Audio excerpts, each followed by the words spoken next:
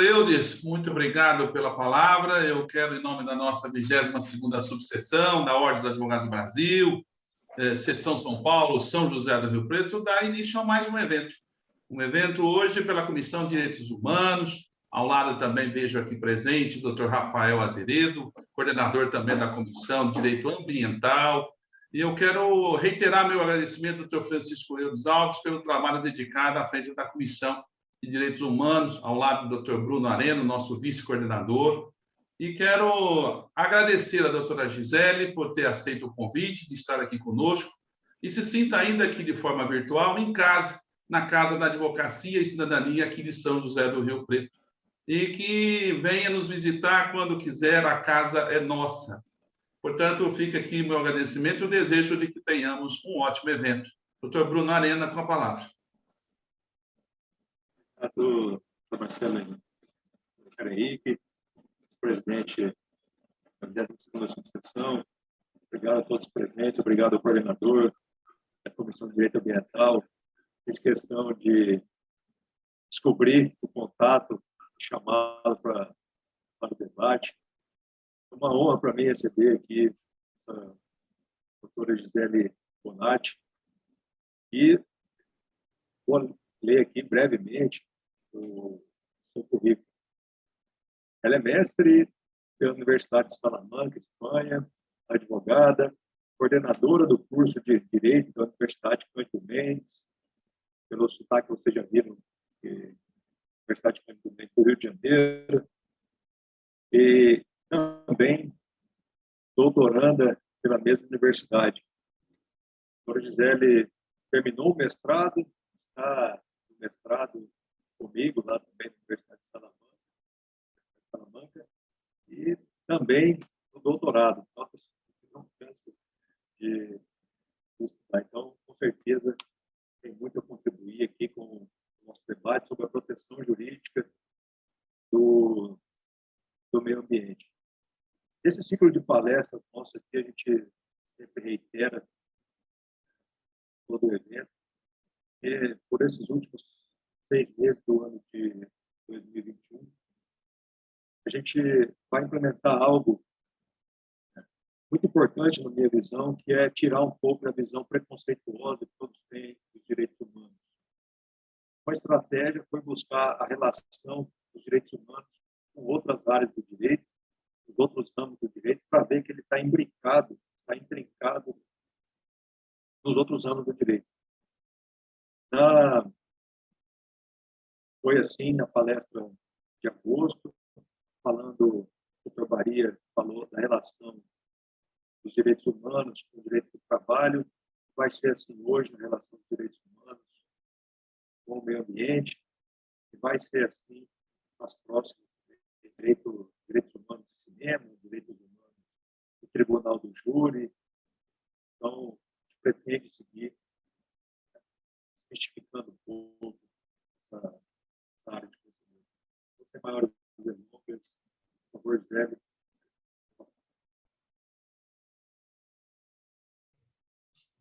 Boa noite a todos. Primeiramente, eu gostaria de agradecer ao Bruno Arena pelo convite e também agradecer à OAB de São Paulo, da seção de São José do Rio Preto, em me recepcionar,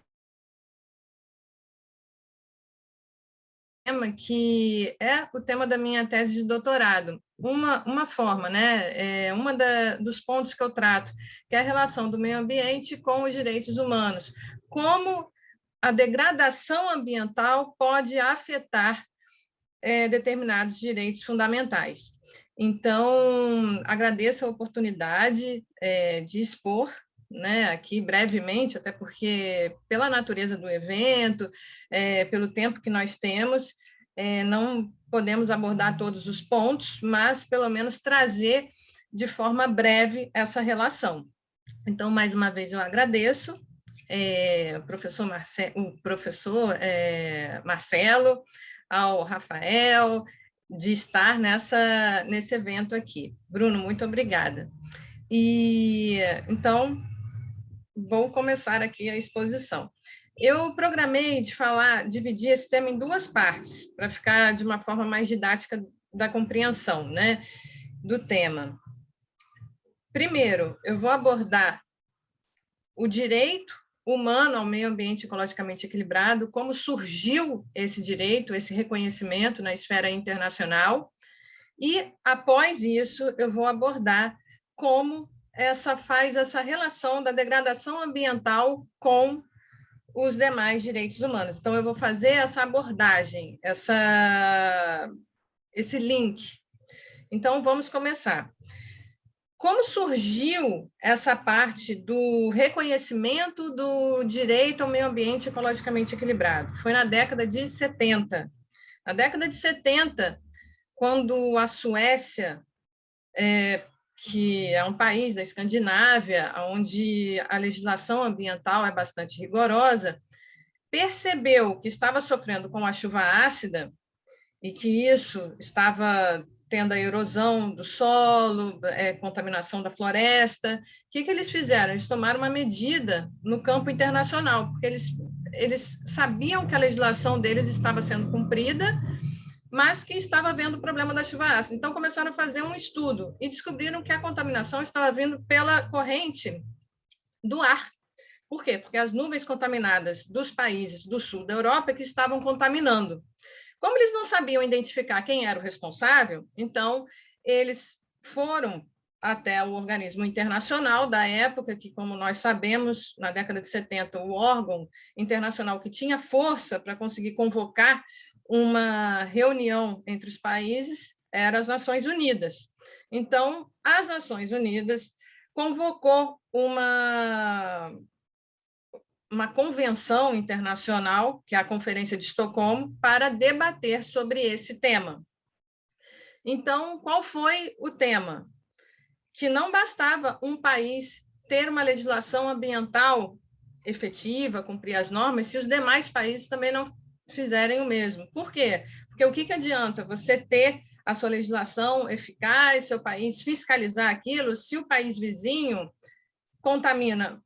Porque o dano ambiental ele é transfronteiriço, ele não respeita o limite geopolítico, a divisão entre os países, né? Ele não tem como você dizer, olha, você contaminou, então a contaminação vai ficar apenas nesse país. Não. Então, se teve esse debate, só que a Conferência de Estocolmo, em 1972, e por isso que a gente reconhece a data da conferência, dia 5 de junho, como Dia Internacional do Meio Ambiente. Por quê? Porque foi realizada a primeira conferência que trata o direito ao meio ambiente ecologicamente equilibrado como um direito humano. Então, por isso que nós celebramos, dia 5 de junho, o direito ao meio ambiente ecologicamente equilibrado como um direito humano, porque foi a primeira conferência. Pois bem, então, foi importante por isso, porque foi o pontapé inicial para daí, então, desenvolver outras conferências tratando da proteção ambiental e fazendo sempre essa relação de que somente com o meio ambiente ecologicamente equilibrado nós vamos poder usufruir outros direitos, e que, então, decorreu a Declaração de Estocolmo. Essa Declaração de Estocolmo tem 26 princípios, e o primeiro princípio dessa declaração foi que todos nós temos o direito ao meio ambiente ecologicamente equilibrado para uma vida digna. Então, dessa conferência resultou essa declaração, e essa declaração foi internalizada pelos países que fizeram parte dessa conferência. Brasil, Portugal, Espanha, todos eles internalizaram isso no seu ordenamento jurídico nacional. Portugal, na Constituição de 76, Espanha na Constituição de 78, Brasil na Constituição de 88. Nem todos os países reconheceram como um direito humano, como um direito fundamental. Por exemplo, Espanha reconhece no texto constitucional, lá no artigo 45 da Constituição Espanhola, diz que todos nós temos o direito ao meio ambiente adequado. Contudo, não reconhece como um direito fundamental. Diz que é um direito de todos, mas que será necessária uma legislação para se tornar efetivo. Então, você não pode tentar ir ao Tribunal Constitucional espanhol, tentar defender o seu direito ao meio ambiente diretamente. Você tem que comprovar que algum outro direito humano foi violado para você conseguir essa proteção, essa tutela jurídica do meio ambiente. Um caso que eu posso citar aqui foi do Gomes Moreno. A questão da contaminação acústica na Europa é muito relevante para eles, né? E a Espanha, inclusive, é conhecida como um país muito ruidoso, muito barulhento, pela quantidade de bares que tem. E esse é um problema, né? Que se vive lá. E esse rapaz, o Gomes Moreno, ele foi morar numa determinada região, e nessa região era muito tranquila, não tinha barulho. Contudo, ela foi sendo desenvolvida em pouco tempo, e a contaminação acústica começou a ferir o direito do Gomes Moreno a dormir, a descansar. Isso, obviamente, a consequência disso era ele não conseguir trabalhar bem no dia seguinte, porque ele não conseguia descansar. Então, afetou até a questão dele se alimentar. Vários outros direitos dele foram afetados por conta desse desequilíbrio, porque a contaminação acústica também é uma forma de contaminação, né?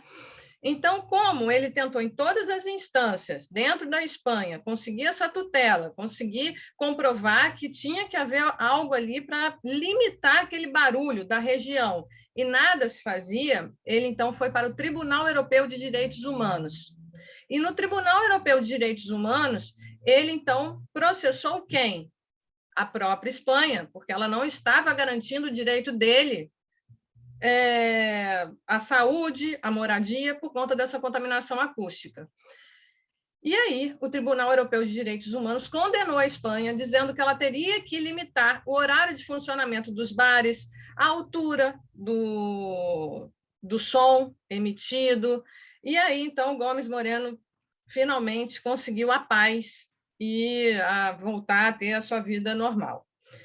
Então, percebam, na Espanha não é reconhecido o meio ambiente como um direito fundamental.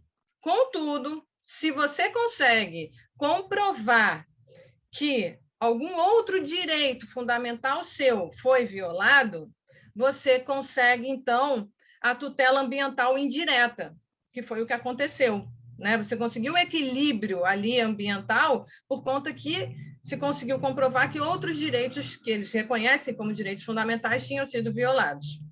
Então, essa é a visão da Europa e da Espanha, porque o Tribunal Europeu de Direitos Humanos também não reconhece o meio ambiente como um direito humano, eles não reconhecem. Então, para você chegar também no Tribunal Europeu de Direitos Humanos, você precisa comprovar que outros direitos fundamentais foram violados.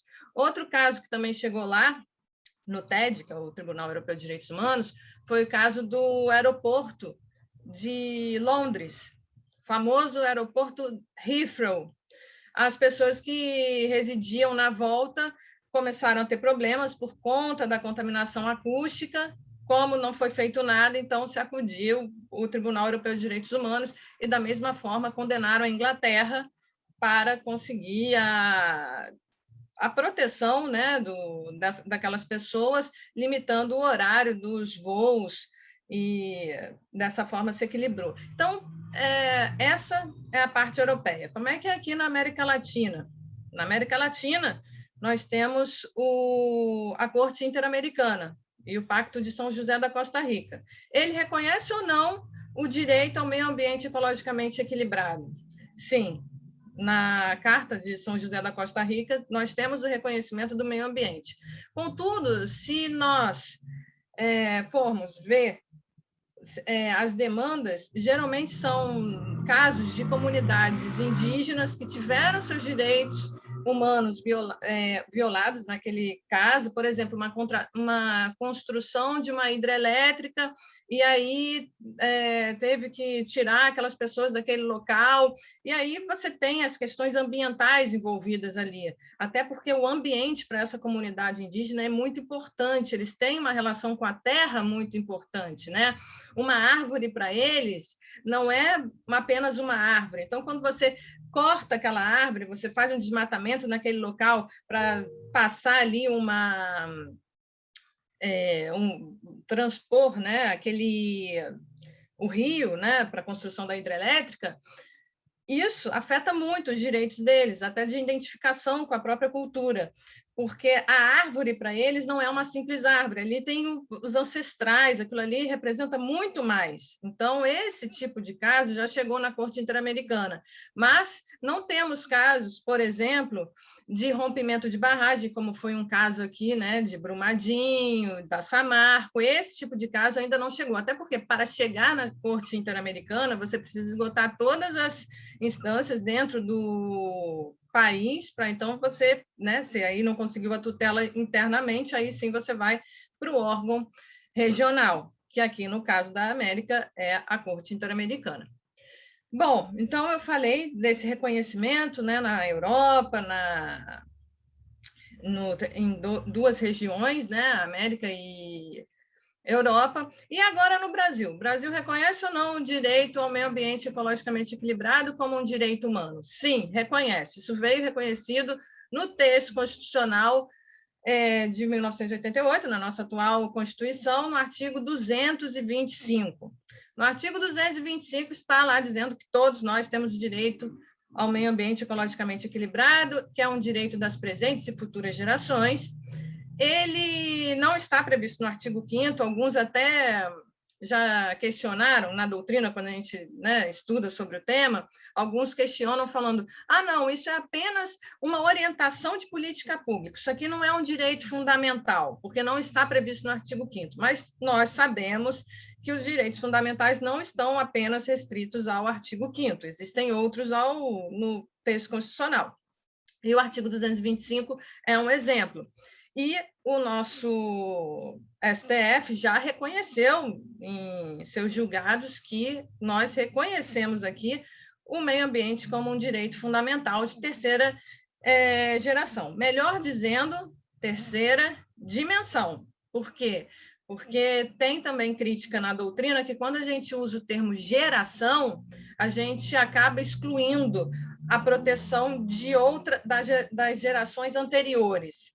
Isso é apenas uma questão de interpretação, porque, obviamente, a gente não exclui, quando a gente fala a terceira geração de direitos fundamentais está excluindo a proteção da primeira e da segunda, óbvio que não, apenas está ampliando a proteção das demais. Então, se a primeira era direitos relacionados à liberdade, a segunda geração era da igualdade, o da terceira é solidariedade. Então, um dos exemplos de direitos de terceira geração, que seria, né, dessa natureza de solidariedade, é a proteção do meio ambiente, porque quando a gente protege o meio ambiente, nós não estamos apenas protegendo como uma tutela individual, mas sim para toda a coletividade, presentes e futuras gerações.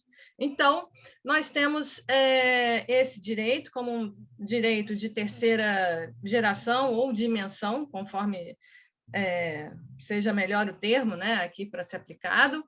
E, pois muito bem, esse então é o nosso entendimento aqui no Brasil. E agora vamos então falar sobre essa relação do meio ambiente. Já entendemos que ele é um direito fundamental, inclusive ele é reconhecido na Declaração de Estocolmo como um direito humano, aqui no Brasil como um direito fundamental, e agora essa relação com os demais direitos humanos. Nós temos na COP21, que foi a Conferência de Paris, realizada em 2015, que nós tratamos sobre a questão das mudanças climáticas. E nessa conferência, na COP21, resultou um relatório. Esse relatório, que é o Climate Change and Human Rights, que é a mudança climática e os direitos humanos, ele fez uma relação muito clara sobre como as mudanças climáticas afetam os direitos humanos. Então, ele aborda essa perspectiva de como a mudança de temperatura pode afetar determinados direitos. Então, vou citar aqui alguns exemplos que estão nesse relatório. Esse relatório está online, basta colocar o nome dele, que já aparece, acesso público. Por exemplo, o aumento da temperatura, ele afeta o quê? O oceano. Por quê? Porque nós já sabemos aquela história de que quando existe um aumento no mar, né, da temperatura do mar, existe o descongelamento das calotas polares, então isso aumenta o nível do mar. Quando você aumenta o nível do mar, países insulares acabam tendo o perigo de desaparecer. Então, nós temos aí a figura de quê? Do quê? De quem? Do refugiado ambiental. E esse é um ponto que merece destaque aqui. Quem é esse refugiado ambiental? O refugiado ambiental são aquelas pessoas que são afetadas pela degradação ambiental. Pode ser uma degradação do fenômeno da natureza, então pode ser um terremoto, pode ser um tsunami, pode ser algo provocado diretamente pelo homem, como, por exemplo, um rompimento de uma barragem. Então, são pessoas que elas são forçadas a se deslocarem do seu habitat para ir para outra cidade, outro estado, ou até mesmo outro país.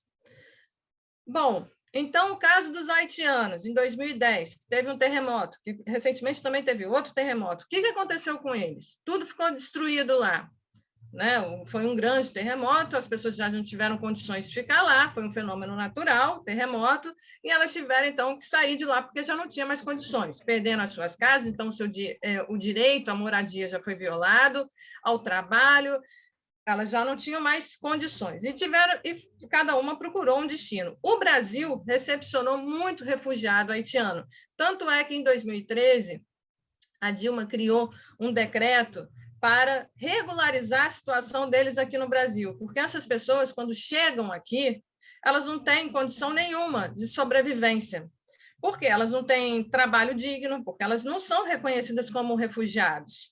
A Convenção da Acnur, de 1951, ela não lista ali refugiado ambiental, até porque naquela época nem tinha muito esse problema. Então, a gente tem outros tipos de refugiado. A gente tem refugiado político, questão religiosa, mas refugiado ambiental, por conta da degradação ambiental, você foi forçado a sair do seu país e ir para outro, a Convenção da Acnur não reconhece isso. Então, quando essas pessoas chegam em outro país, elas acabam tendo mais direitos humanos violados. Por quê?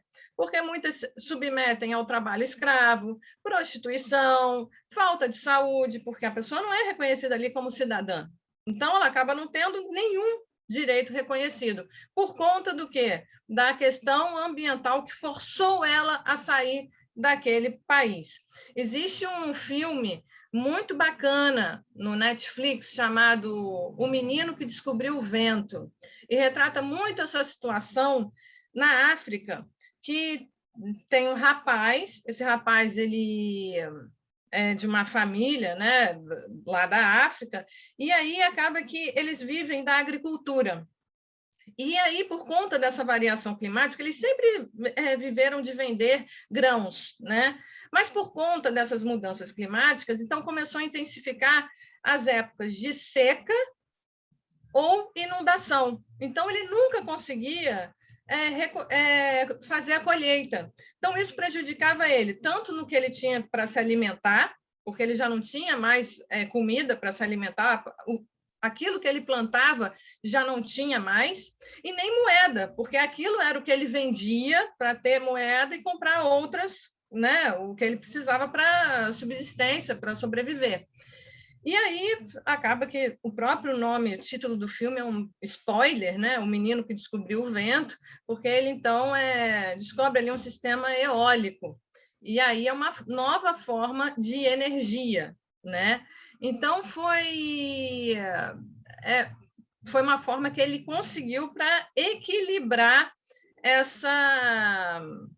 esse problema de seca e inundação naquele local. Mas o que eu queria também mostrar nesse filme é que, além da pobreza, a irmã do protagonista, ela sai do país dela e vai para outro.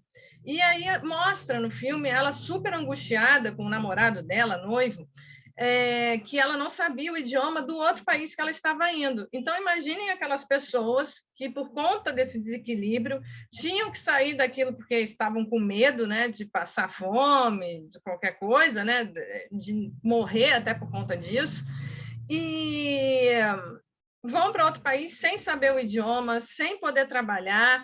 Então, eu chamo até de violação de direitos humanos ao quadrado, porque você já tem a violação do seu direito à moradia, à saúde dentro do seu próprio país, e você ainda vai para outro para ainda continuar tendo outras violações lá. Então, é muito interessante esse filme, O Menino que Descobriu o Vento. Fica aqui a sugestão para quem ainda não assistiu, e que revela muito essa questão de refugiado ambiental. Qual é a diferença dos termos refugiado ambiental e deslocado ambiental? Refugiado ambiental é aquele que sai do país e vai para outro. O deslocado ambiental é aquele que permanece dentro do seu país. Ele se desloca, mas ele se desloca para uma outra cidade, para um outro estado, mas ele permanece dentro do país. É o que aconteceu com as pessoas de Brumadinho, da Samarco. Quando houve o rompimento da barragem, essas pessoas tiveram as casas destruídas. Ali, olha quantos direitos foram violados, né? A saúde, porque elas ficaram totalmente sem local para poder dormir, o rio totalmente contaminado, então não tinha mais água para tomar, alimentos, a própria identidade delas, porque quando a gente fala em identidade, a gente não está falando nem de carteira de identidade, a gente está falando de identidade da pessoa como um todo. A casa delas foi destruída, né? Foram destruídas. Então, ela perdeu toda, vamos dizer, se vocês olharem para as próprias casas, vocês têm álbum de família, vocês têm as suas identidades ali, né? Então, acaba que você tendo a sua casa destruída, você acaba tendo que recomeçar tudo do zero e não tendo mais identidade da sua família. Então, e foi um rompimento que tanto a questão ambiental quanto outros direitos foram violados. Então, a gente consegue perceber bastante esse link, né, esse desequilíbrio ambiental com os demais direitos. E essas pessoas tiveram que ir para outras cidades.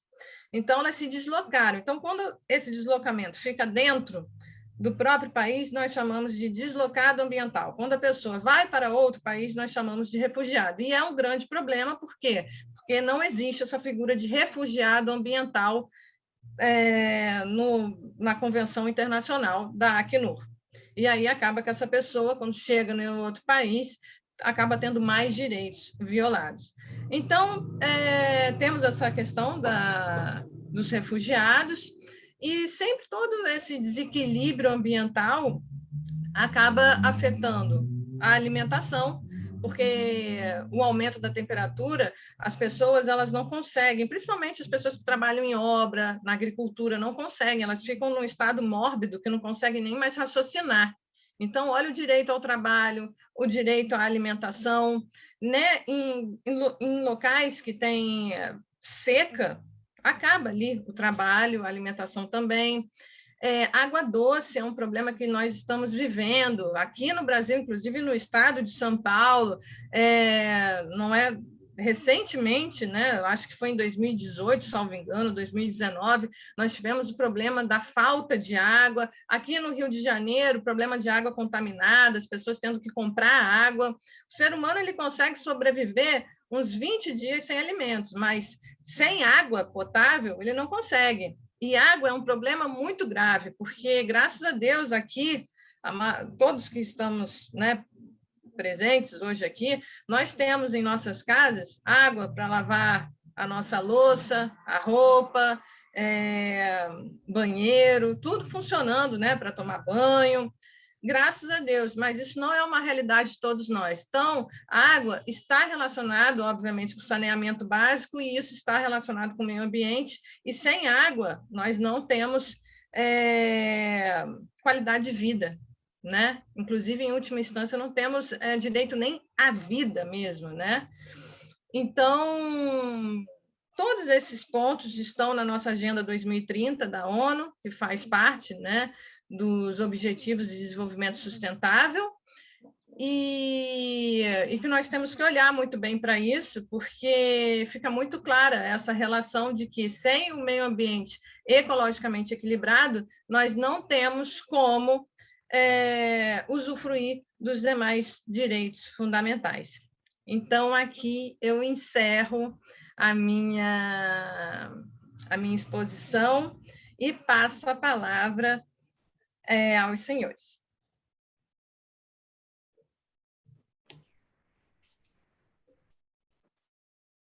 Oi, Bruno. Obrigado, Gisele. Apesar de conhecer há bastante tempo, nem eu sabia que sabia tanta coisa. Já era esperado. Bom, antes de eu fazer um comentário ou intervenção, fui anotando aqui muitas coisas. Para ele abrir para os colegas, perguntas, comentários. E se alguém tiver aquela ideia, né, já tive que responder algumas vezes, pode fazer a pergunta da doutora Gisele. Por que a Europa destruiu tudo, agora quer impor legislação ambiental ao Brasil? Mas deixando a palavra aberta aos colegas para pergunta. Boa noite. Boa noite a todos. Vocês me escutam? Eu estou com a internet um pouco... Eu estou com a internet com sinal fraco, então se tiver algum problema, vocês me avisam que eu tento remanejar. Primeiramente, eu queria cumprimentar nosso presidente, Dr. Marcelo Henrique, parabenizar o Bruno e todos os organizadores desse ciclo de palestras relacionadas aos direitos humanos e agora, né, relacionando ao meio ambiente. Eu, como coordenador da Comissão de Direito Ambiental da nossa subseção de São José do Rio Preto, vejo isso como um grande ganho, né? Esse olhar humano, dos direitos humanos para o meio ambiente. Parabenizar a nossa palestrante, a doutora Gisele, por trazer esse conhecimento do direito internacional, ambiental, com uma visão também do direito humano. Isso é muito rico, muito importante para todos, né? Nós que militamos não só na área do direito ambiental ou do direito humano, mas em todas as áreas. O direito ambiental, assim como o direito humano, ele é multidisciplinar e está correlacionado a várias outras áreas do direito. Eu gostaria de ser breve, pontuar algumas coisas, mas muito interessante a síntese que você fez e a retrospectiva sobre a importância do direito ambiental e o reflexo que ele tem nas causas humanitárias. Sem dúvida, do ponto de vista internacional, você citou alguns casos, e o que mais me chama a atenção, né, eu atuo há 10 anos na advocacia e estudo direito ambiental, e eu nunca imaginava que nós estaríamos tão próximos de sofrer os impactos ambientais que eram anunciados de diversas formas, não só as mudanças climáticas, mas como os desastres que ocorreram com as barragens, que você mesmo citou, de tão perto, né? Hoje nós somos vítimas e podemos dizer que vemos casos reais, eu acompanho casos reais da tragédia de Mariana, e estou muito preocupado e acompanhando a questão das mudanças climáticas, e que eu já posso dizer que São José do Rio Preto é uma cidade que é delicada, que está passando por um momento delicado, e a gente precisa olhar para o futuro e observar políticas públicas voltadas a essa questão, né? A questão climática, você citou os refugiados do clima, os refugiados ambientais.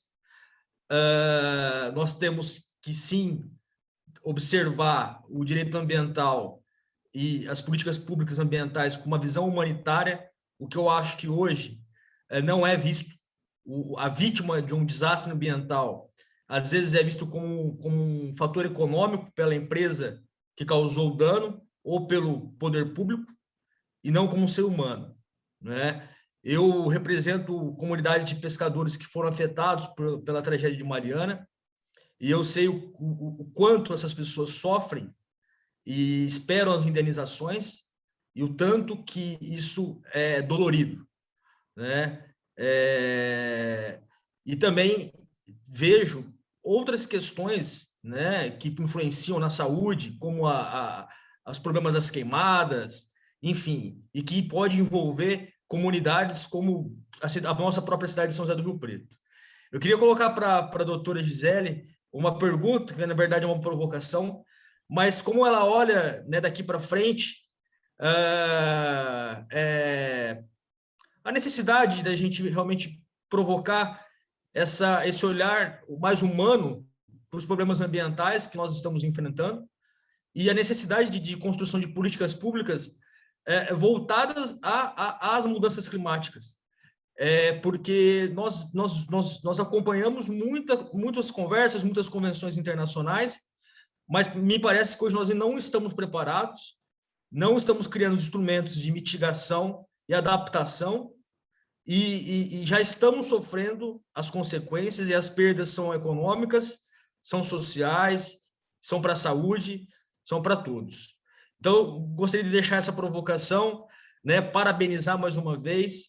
É muito bom, fico muito feliz em ter essa apresentação aí, né, uma colega com essa visão humana do direito ambiental e poder estar assistindo, vendo você falar coisas que estão tão próximas à minha realidade de atuação profissional. Parabéns. Muito obrigada, Rafael, pelo comentário, pela pergunta, pela provocação. Eu acho muito válido. Inclusive, acredito que essa pós-palestra, né, esses comentários é que enriquecem mais ainda a apresentação. Então, bom, minha opinião, né, sobre esse olhar humanitário que a gente precisa fazer em relação ao meio ambiente. Infelizmente, nós ainda vivemos um preconceito muito grande em relação à questão ambiental. Pessoas que são, assim, né, que abraçam a ideia de que o meio ambiente precisa ser protegido, muitas vezes são chamados de xiita, né? Ou então eu tenho amigos próximos que me chamam de ecochata, enfim, tem de tudo, né? Então, por quê? Porque as pessoas elas ainda não conseguem fazer essa relação de que nós precisamos do meio ambiente ecologicamente equilibrado para usufruir de outros direitos. Uma coisa que, inclusive, Rafael acabou de mencionar, que nós temos muitas convenções no âmbito internacional e nenhuma mudança prática, né? Concordo, assim, de todas as formas. Em 2012, na Rio+20, quando aconteceu aqui no Rio de Janeiro, no Rio Centro, foi um grande evento, muitos vieram aqui para fazer uma grande social, né? Conhecer pessoas, conhecer o Rio de Janeiro, bater papo, mas nada foi feito efetivo, nada foi estabelecido como nós vamos alcançar as metas do desenvolvimento sustentável, como nós vamos chegar ao grande objetivo, né, que é a economia verde, nada. Mas uma das constatações que foi feita e que isso valeu a pena é que, bom, eles mesmos constataram que, ao longo, desde 1972, todas essas convenções foram realizadas, os acordos foram firmados, e a poluição, a contaminação só aumentou. Isso foi uma constatação na própria convenção, foi feito ali. Olha, é triste a realidade, mas nós constatamos aqui que nós temos muitas conferências internacionais, muitas declarações, todo mundo ratificando, assinando, ratificando, mas efetivamente uma mudança não houve, porque a contaminação somente aumentou. Tanto é assim que, complementando, né, nós tivemos agora, tem 2 semanas, a publicação do relatório das Nações Unidas sobre as mudanças climáticas. E lá deixou bastante claro, tirando qualquer dúvida, que só piorou o problema e que a gente precisa tomar medidas urgentes em relação às mudanças climáticas, porque o problema é crítico. Inclusive, os pesquisadores que fizeram esse relatório, eles conseguem contra-argumentar todos aqueles pontos que aqueles que negam que o aquecimento global existe e que mudança climática é uma grande balela, eles conseguem comprovar que esses argumentos já não cabem mais e que a gente precisa olhar para isso, porque senão nós não vamos ter mais direito à água, à saúde, porque ninguém vai mais conseguir, o ser humano não vai mais se adaptar depois de determinada temperatura, ele não vai conseguir. Nós precisamos da temperatura adequada, senão o ser humano não consegue se adaptar. Enfim, e sem saúde a gente não consegue nada, né? A sobrevivência nossa. E das outras espécies também. Então, enquanto a gente tiver esse olhar de que é uma grande bobagem o meio ambiente, a coletividade, nós não vamos conseguir realmente chegar ao nosso objetivo. Tem um documentário muito legal também, eu não sei se é no NetNow ou se é no Netflix, mas se chama O Fórum. Vale a pena ver. O Fórum são os bastidores do Fórum Econômico Mundial. E o Klaus Schwab, que é o presidente do Fórum Econômico Mundial, ele reúne ali os representantes dos países, mais os representantes de algumas organizações civis, como Greenpeace, e mais os grandes representantes de empresas. Então, ali tem da Nestlé, Coca-Cola. Por quê? Porque ele diz que nós temos uma tecnologia já muito avançada e que essa tecnologia ela pode ser usada a favor do meio ambiente. Contudo, se não tivermos uma força conjunta do Estado, da sociedade e dos empresários, nós não vamos conseguir chegar a lugar algum. Isso enfim, uma declaração que o Klaus Schwab faz durante o documentário. Não é um documentário direcionado apenas à questão do meio ambiente, mas é muito forte essa questão ambiental.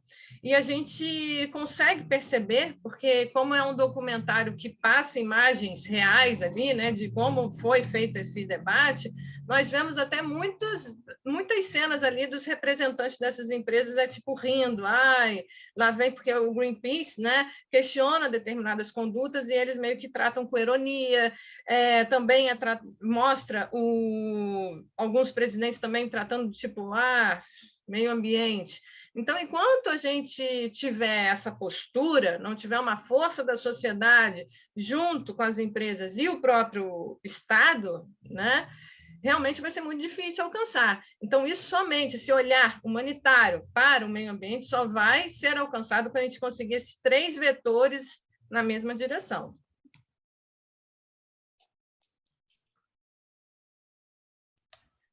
Doutor Bruno, só um minuto, por favor. Eu quero aqui agradecer a presença dos coordenadores de outras comissões aqui, o doutor Davi de Martini, Comissão de Direito Previdenciário, doutor Robson Toledo, Comissão de Igualdade Racial, como o doutor Rafael, que é do Meio Ambiente, está aqui, mais algum coordenador que eu não consegui ver aqui, sinta-se acolhido. Continuando com a palavra aí, doutor.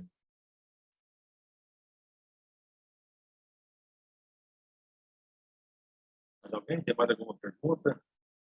Vou aproveitar que não é todo dia que eu resolvi. Eu mesmo tenho muita dificuldade para falar com a Gisele.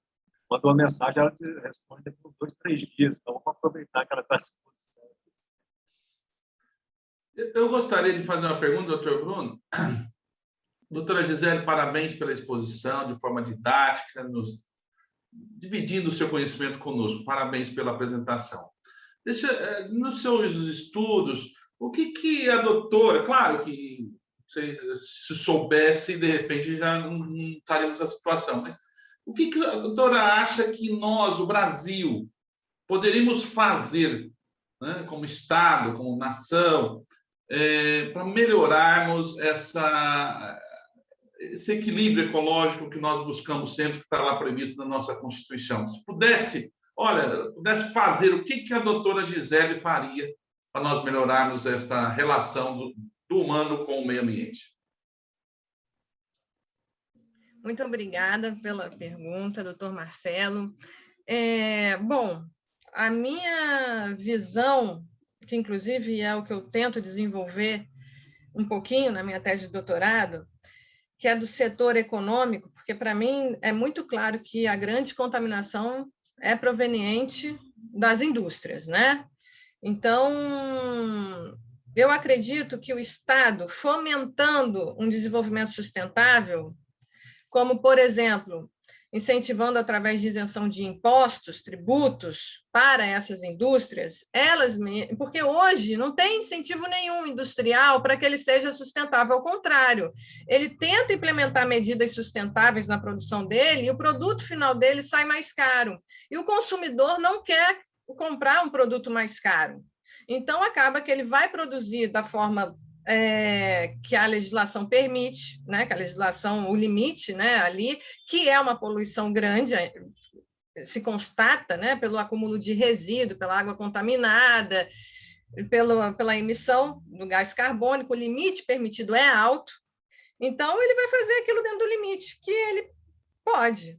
Então, a única forma da gente conseguir incentivar que os grandes empresários, eles contaminem menos, é o Estado ele pode fazer o quê? Fomentando através dos impostos.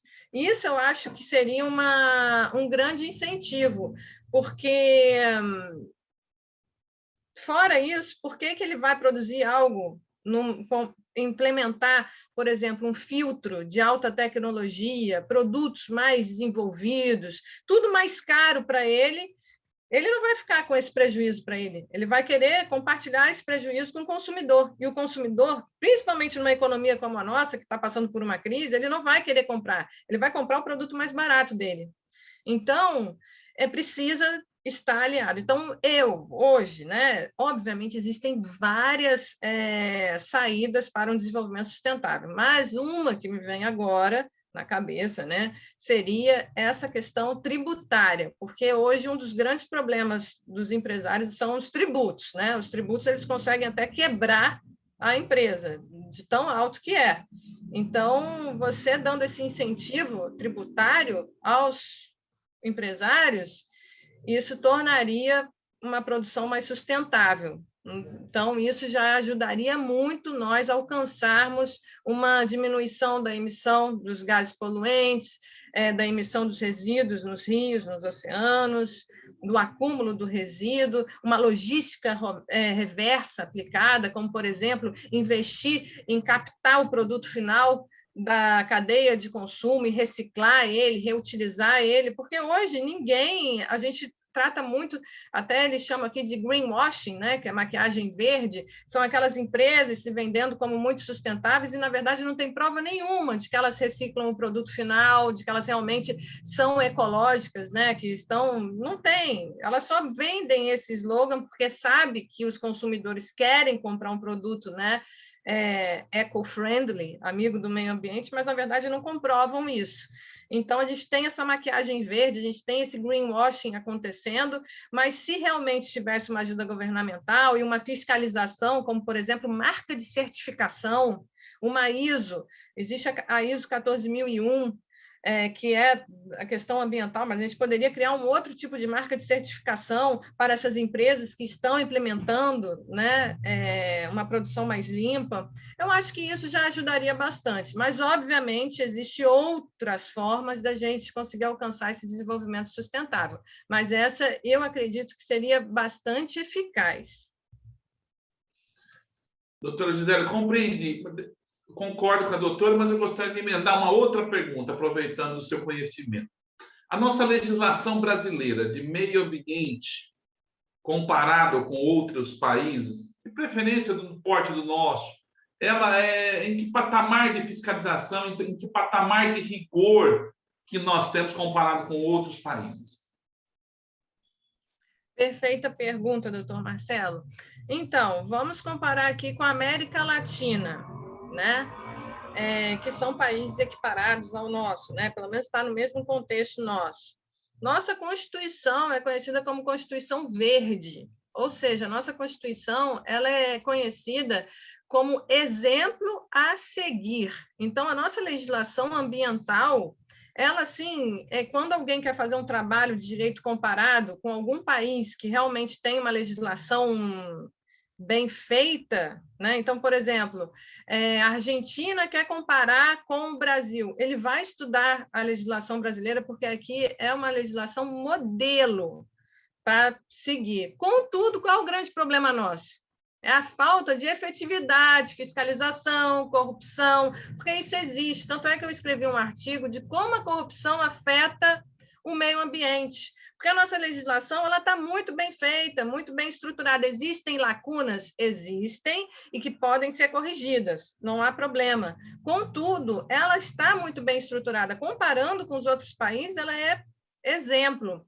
Então, para vocês verem, mudando um pouco de contexto, voltando para o contexto europeu, a Espanha ela pode não reconhecer o meio ambiente como um direito fundamental, mas lá o meio ambiente é muito mais protegido que aqui, que reconhece como um direito fundamental.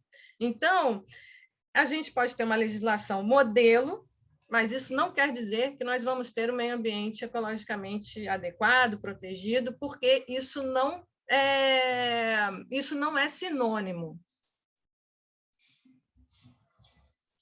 Muito obrigado, doutora Gisele.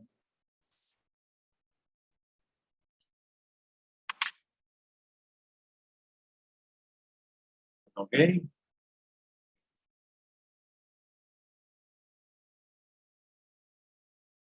Bom, eu vou fazer umas intervenções aqui.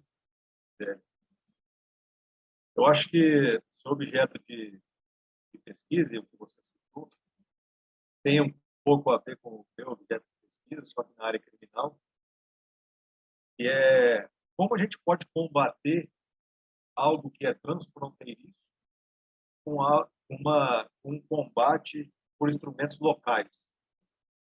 É assim também no crime transnacional, é assim também em causas ambientais e tudo mais.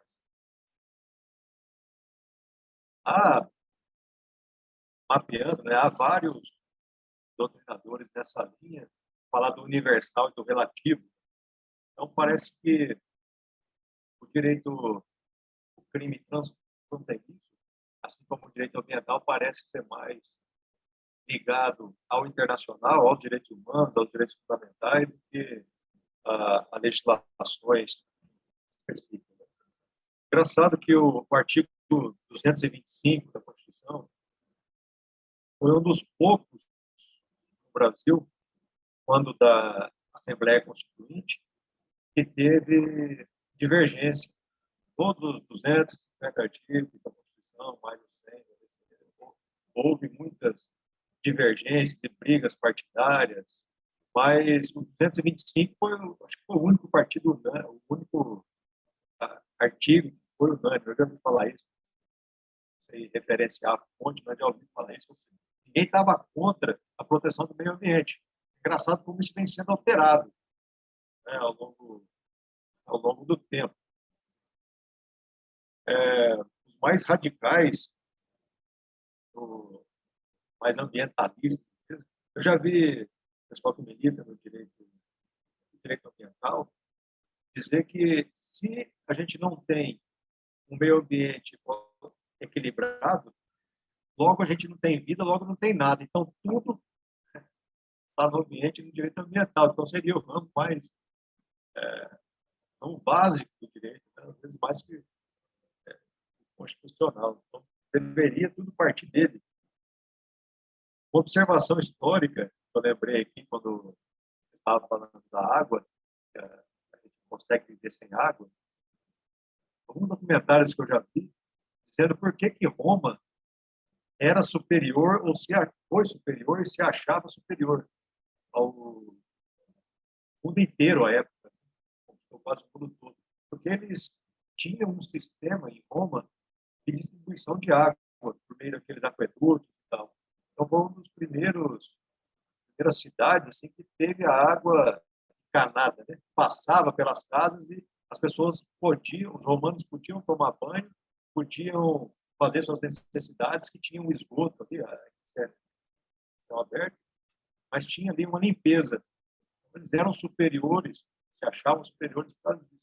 Tem a ver com a água, com o acesso à água da população. Então, isso gera dignidade, que está na dignidade da pessoa humana. Aí, duas perguntas. Qual a chance, você está mais atualizada, de ter um crime ambiental julgado por uma corte internacional?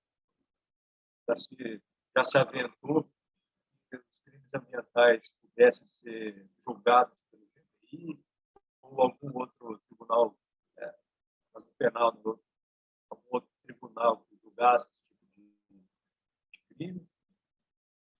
E uma segunda pergunta, observação também, quanto a essa junção de esforços que tanto sociedade, quanto poder público, quanto poder privado tem.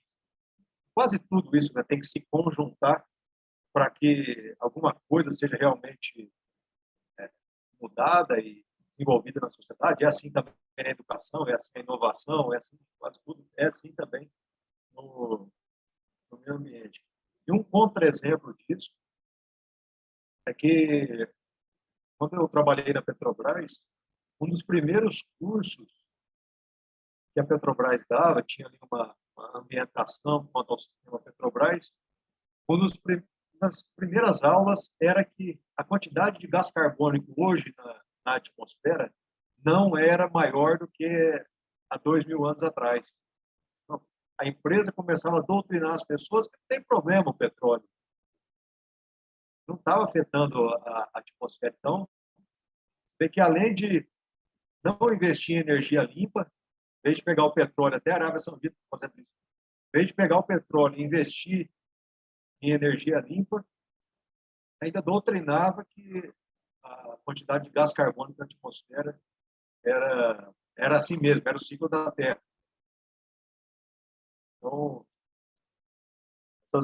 alguns comentários dessas duas perguntas, né? A possibilidade de como está esse julgamento aí, do ecocídio, tribunais penais internacionais, e se tem alguma pesquisa contrária a isso que a Petrobras doutrinava lá no seu empregado. Muito obrigada, Bruno. Muito obrigada pelas perguntas e pelos comentários também, que sempre acrescentam. Bom, em relação ao primeiro ponto, a possibilidade de um Tribunal Internacional Ambiental. De fato, não existe um Tribunal Internacional Ambiental, não temos. O que nós tivemos em 2016 foi um tribunal de opinião da Monsanto, e que foi chamado alguns juízes de alguns países para simular um julgamento da Monsanto. Monsanto, uma empresa americana e que trata de sementes geneticamente modificadas e que usa pesticidas duvidosos, que podem afetar a saúde das pessoas, né? Então, não somente ao meio ambiente, mas também à saúde das pessoas. E aí, vários documentos, pesquisas, indicam para essa violação de direitos humanos, direito ao meio ambiente e direito à saúde. Mas se continua negando que isso não existe, que isso é apenas um boicote contra a Monsanto, já que é a maior indústria de sementes geneticamente modificadas. Então, foi levado isso para esse tribunal de opinião, que nós chamamos de Tribunal da Monsanto. E lá, então, se constatou realmente com outros relatórios que, de fato, existe essa contaminação e esse perigo à saúde, tanto do meio ambiente quanto das pessoas. E que, então, a Monsanto deveria ser condenada por crime ambiental e que o Tribunal Penal Internacional deveria incluir um crime como o ecocídio.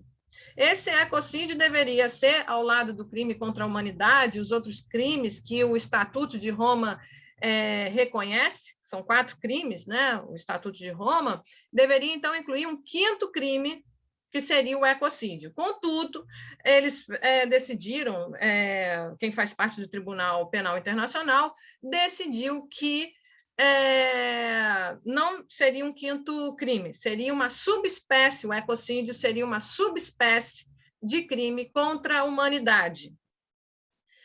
Mas qual foi o grande problema? Mesmo que isso seja reconhecido, o Estatuto de Roma, ele não prevê condenação de pessoa jurídica. Então, a Monsanto não poderia ser condenada criminalmente por esse crime de ecocídio, porque não se reconhece o Tribunal Penal Internacional com legitimidade para condenar pessoas coletivas, pessoas jurídicas. E, além disso, só pode condenar aqueles que são signatários do Tribunal Penal Internacional. Estados Unidos, Rússia, China não fazem parte do Tribunal Penal Internacional. Então, temos aí Estados Unidos e China, que são um dos maiores poluentes. Então, esse ecocídio sendo incluído no Estatuto de Roma não teria tanta eficácia como nós pensamos, porque, ele não condena a pessoa jurídica. 2, ele só condena pessoas que são dos países signatários dele. E os países que estão aí na ponta, no destaque de países poluentes, não fazem parte desse grupo de países signatários. Então, a gente tem esse problema dessa efetividade. Então, pode ser, né, o ecocídio, um caminho, mas vai ter que ser ampliado isso. Recentemente, eu acredito que foi em maio, salvo engano, o Parlamento Europeu ele está para reconhecer uma diretiva que diz que os países que fazem parte da União Europeia não devem mais contratar com os países que estão envolvidos em escândalos ambientais, e muito menos daquelas empresas que estão envolvidas nesses escândalos ambientais. Então, isso já vai ser uma forma de condenação, mesmo que não seja uma condenação por uma sentença, até porque a gente tem essa questão internacional da soberania, mas já vai ser uma forma da gente frear essas condutas, né? E os países se atentarem, porque isso pode mexer na balança comercial deles. Então, é um caminho, vamos ver o que vai ser feito, né? Nós estamos, assim, um ponto positivo dessa história é que nós já estamos nos atentando e que está tendo iniciativas, né? Essa do Parlamento Europeu ainda não foi aprovado, não, mas já é a discussão que está em pauta, né? Vamos ver se essa diretiva aí vai ser aprovada, né? A sua segunda pergunta, Bruno, salvo engano, foi sobre a união, não é?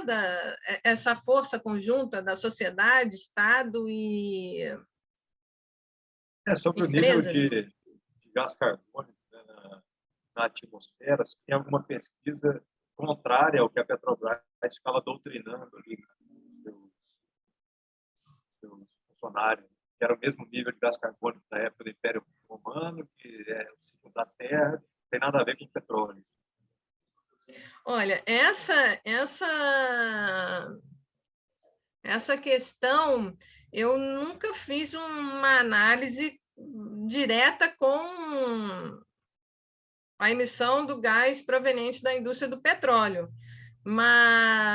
e dos tempos históricos, mas o que se tem na pesquisa é que essa emissão de gases poluentes ela é sem precedentes, né? Ela não tinha antigamente.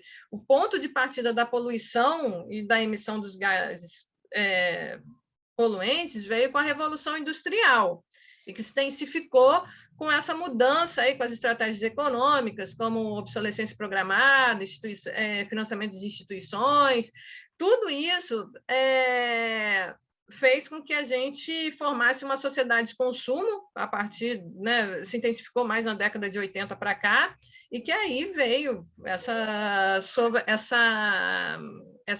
poluição, essa contaminação que nós não conhecíamos antes. Então, acho muito difícil ser dessa forma, né? Igual de agora com anteriormente. Isso não tem como, né?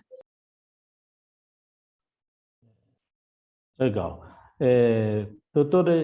Doutora Gisele, doutores, nós já estamos aí avançando no nosso horário, né? E chegando para o final, não sei se teria mais alguma pergunta, mas eu gostaria de, na linha que o presidente, doutor Marcelo Henrique, fez, eu queria fazer uma pergunta, concluindo, fechando, nós encerrando, assim podemos dizer. A doutora colocou que uma das formas de, talvez, de resolver fosse mexendo na tributação em favor das empresas para diminuir poluição. Talvez a pergunta que eu queira fazer seja a mais simples possível, mas nós sabemos que saneamento básico, ele é vida mesmo e infringe, como diz, ele chega e atinge direito humano dentro daquilo que a doutora mesmo colocou, de refugiados pelo ambiente e de deslocados pelo ambiente. Seria uma forma de resolução também alguma imposição do país, no nosso caso, para resolver a questão do meio ambiente básico, o saneamento? Não sei se me fiz entender. Obrigada, doutor Francisco. Eu acredito que o que o senhor está querendo colocar aqui em questão é se o saneamento, a forma do Estado, né, promover um melhor saneamento, se isso também seria uma solução para a questão ambiental, né, relacionada com os direitos humanos. Da poluição ambiental que afeta os direitos humanos, que faz aquelas pessoas mais simples viverem, por exemplo, misturado com rede de esgoto e etc. Nós temos, aí são estatísticas levantadas nesses estudos, que em torno da população do Brasil, 40% das pessoas não têm acesso ao saneamento básico. Eu não sei se esse número é uma aproximação para mais ou para menos, mas que seria mais ao redor disso, e é muito, né?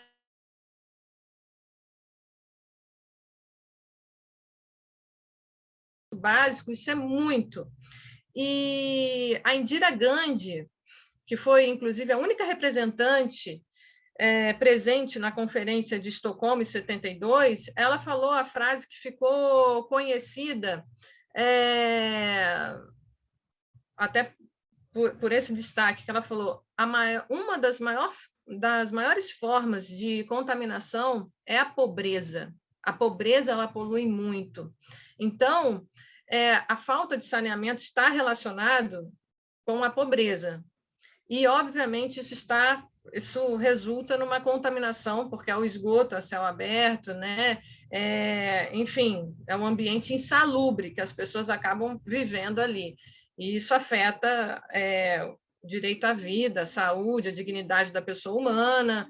Então, não tem a menor dúvida que o saneamento está relacionado com o equilíbrio ambiental, saneamento está relacionado com a pobreza, então a pobreza, a falta de saneamento afeta o equilíbrio ambiental e, obviamente, afeta de volta os direitos dessas pessoas que residem ali, sem a menor dúvida.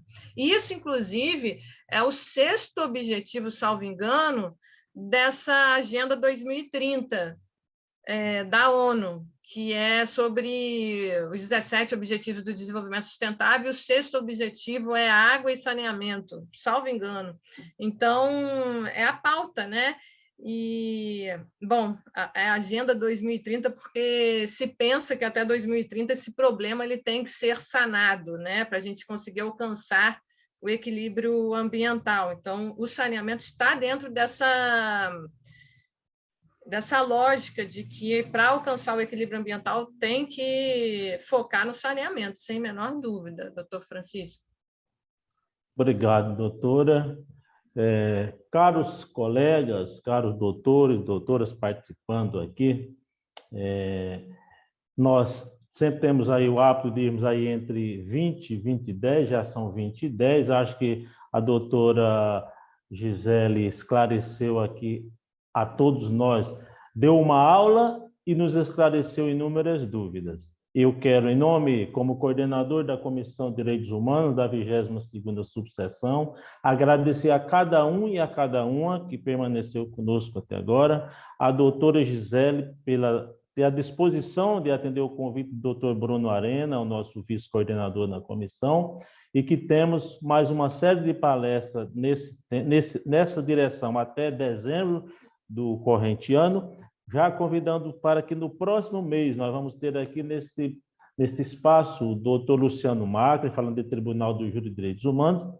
E para encerrar, eu quero passar a palavra, as considerações finais aí, para o doutor Marcelo Henrique, agradecer aí a doutora e aos demais presentes, como presidente da nossa 22ª subseção.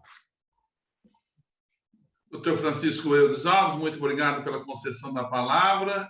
Eu quero dividir esse encerramento com as considerações finais também da doutora Gisele. Mais uma vez, eu agradeço a oportunidade, o convite que foi intermediado pelo Bruno Arena, meu colega de mestrado, né? Estamos fazendo mestrado na Universidade de Salamanca e é um prazer, um privilégio tê-lo como meu colega de turma e amigo também. Muito obrigada, Bruno.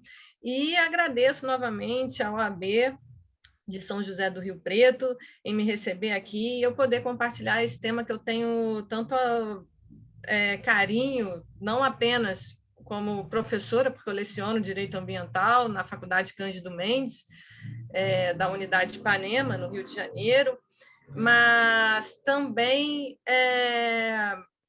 o meu carinho não é apenas na docência por esse tema, mas porque eu acredito nele. Eu acredito, eu não tenho como enxergar as pessoas terem saúde sem ter um meio ambiente ecologicamente equilibrado. Para mim é uma coisa assim totalmente atrelada. E eu gostaria muito de sempre conseguir propagar essa ideia que eu estudo, que eu defendo, e que, então, estou aqui, né, nessa noite de hoje, especial, compartilhando com vocês, e agradeço o convite e a presença de todos que estão aqui. Muito obrigada. Doutora Gisele Alves Bonatti, nós que agradecemos. E conte com esta OAB de São José do Rio Preto para quando quiser propagar bons ensinamentos, estamos aqui de portas abertas, prontos para recebê-la. Se sinta em casa e vindo aqui para São José do Rio Preto, nos visite. Porque nós já tivemos outros colegas do nosso Rio de Janeiro aqui conosco e a doutora aumenta a nossa alegria de tê-los aqui em São José do Rio Preto. Seja sempre bem-vindo, doutora Gisele. Bom, meus amigos... Obrigada e contem comigo.